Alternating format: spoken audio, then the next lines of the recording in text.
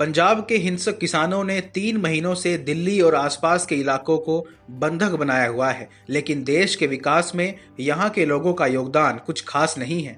70,000 करोड़ का नुकसान हुआ है देश को इन नकली किसानों के प्रदर्शन से, लेकिन पंजाब के लोग टैक्स भरने में बिहार जैसे पिछड़े राज्य से भी गए गुजरे हैं। सबसे ज्यादा एमएसपी और सब्सिडी यहीं के किसानों को मिलती है, फिर भी सरकार से इन्हीं को सबसे ज्यादा दिक्कत है। और तो और पराली जलाकर दिल्ली के लोगों का दम घोंटकर मारने में भी यहीं के लोग अव्वल हैं। पिछले काफी समय से हिंसक किसान प्रदर्शन के कारण पूरे देश में अराजकता का माहौल है।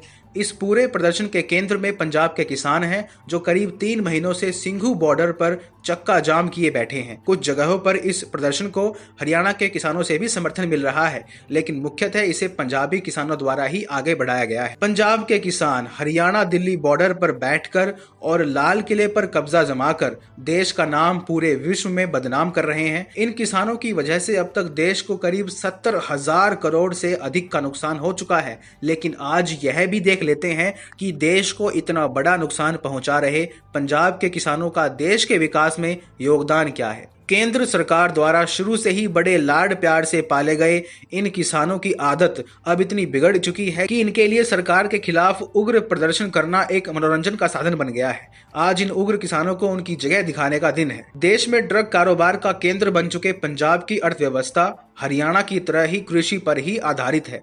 हालांकि यहाँ के किसान कम और जमीन के मालिक ज्यादा हैं।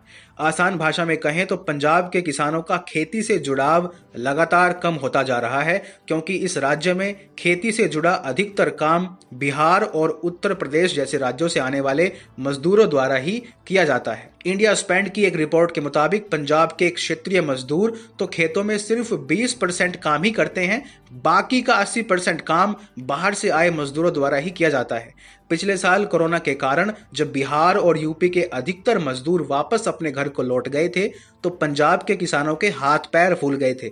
ऐसे में खेतों के मालिकों को हमें किसान कहकर समाज को भ्रमित नहीं करना चाहिए।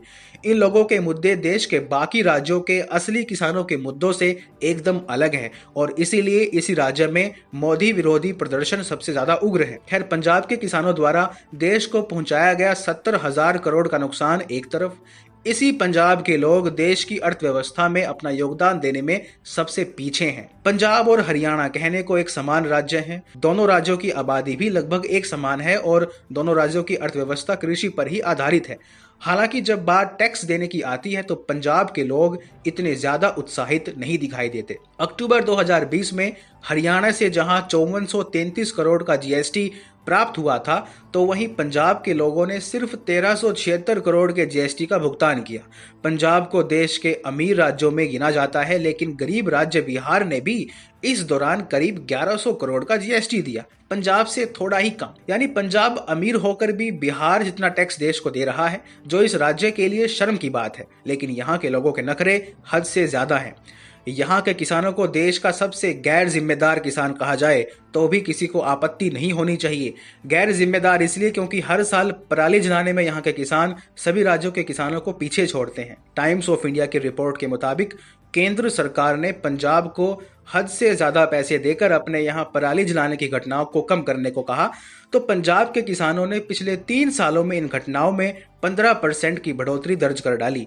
केंद्र सरकार द्वारा पराली जलाने की घटनाओं को रोकने के लिए आवंटित किए गए कुल बजट का करीब आधा हिस्सा अकेले पंजाब को दिया गया। इस दौरान हरियाणा और यूपी के किसानों ने जहां पराली जलाने से परहेज किया, तो पंजाब के किसानों ने कहा सानू की। पंजाब के किसानों को आजादी के बाद से सरकार की एमएसपी स्कीम का सबसे अधिक फायदा हुआ है।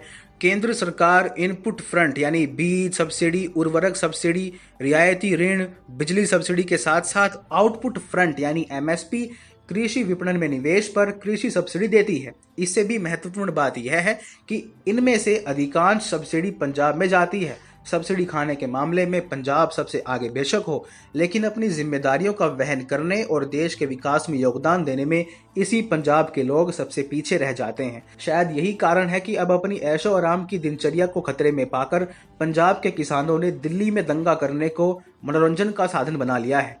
इसके ऊपर से यहाँ खालिस्तानी तत्वों ने भी डेरा जमा लिया है, जिसके कारण पूरे देश में पंजाब की थू थू पहले से ही हो रही है।